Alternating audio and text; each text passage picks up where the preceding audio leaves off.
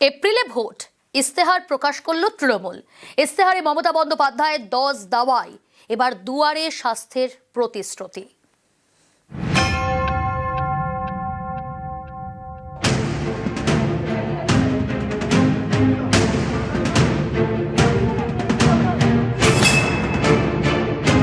এবার আমরা দুয়ারে চিকিৎসা করব। আগে যেমন দুয়ারে সরকার করেছে, ওগুলো তো যেমন চলছে চলবেই। আমার পাড়া আমার সমাধান 8,000 কোটি টাকা দিয়েছি এলাকায় বুথে বুথে। প্রতি বছর প্রতি ব্লকে প্রতি টাউনে দুয়ারে ক্যাম্প হবে, দুয়ারে স্বাস্থ্য। আমাদের স্বাস্থ্যসাথী আছে, অনেক মেডিকেল কলেজ আছে, মাল্টি সুপার হসপিটাল আছে, প্রায় কয়েক হাজার সুস্বাস্থ্য কেন্দ্র তৈরি হয়েছে, এগুলো সব আছে। এমপি ল্যাড থেকে রাজ্যসভার থেকেই প্রায় আইসিসিউ টাইপে প্রায় 250-300 গাড়ি করে দিয়েছি স্বাস্থ্য দপ্তরকে।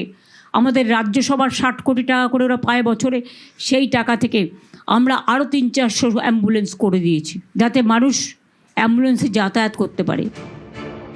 তৃণমূলের ইশতেহারে 10 দফা অঙ্গীকার।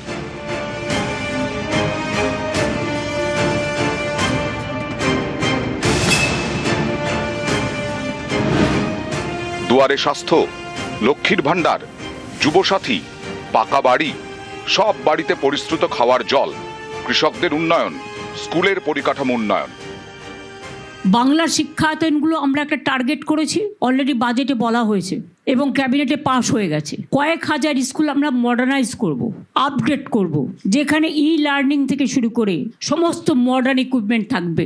তার জন্য টিচারও রিক্রুট হবে। আমরা তো টিচার রিক্রুট করতে চাই, কিন্তু আমার অপোজিশন যারা, তারা রাজনৈতিক লড়াইয়ে পারে না, কোর্টে গিয়ে এটা কেস করে দেয়।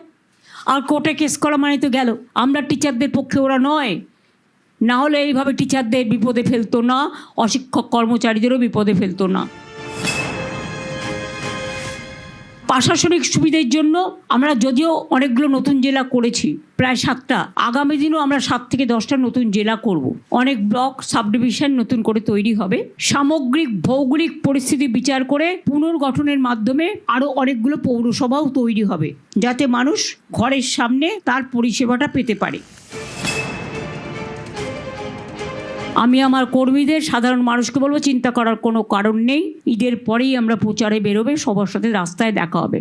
এরপরে দেখা হবে ফিল্ডে, লড়াইয়ের ময়দানে, প্রচারের ময়দানে। নিউজ 18 বাংলা।